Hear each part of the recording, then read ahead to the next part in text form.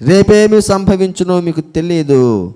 మీ జీవమే పాటిది. మీరు కొంతసేపు కనబడి అంతలో మాయమైపోవు ఆవిరి వంటి వారే. కనుక ప్రభువు చిత్తమైతే మనము బ్రతికి ఉండి. అబ్బా, ఎంత చక్కటి మాట. ప్రభువు చిత్తమైతే మనం బ్రతికుండి. ఇక్కడ ఉన్న అందరి విషయంలో దేవుని చిత్తం ఏంటంటే మనం బతికుండాలన్నది దేవుని చిత్తం. ఎస్, దేవుని చిత్తం అంటే మన వాడుక భాషలో ఇష్టం. మనందరం బతుకుండాలని ఇష్టపడ్డాడు. మనము బ్రతికి ఉండాలన్నదే కాదు, మనం బాగుండాలన్నదే దేవుని చిత్తం. ఆవిరి లాంటి మనల్ని ఆవిరైపోకుండా కాపాడాడు.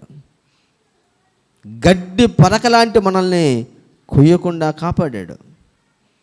పొగలాంటి మనల్ని అంతర్ధానమైపోకుండా కాపాడుతూ మరొక నూతన సంవత్సరం తీసుకొచ్చాడు.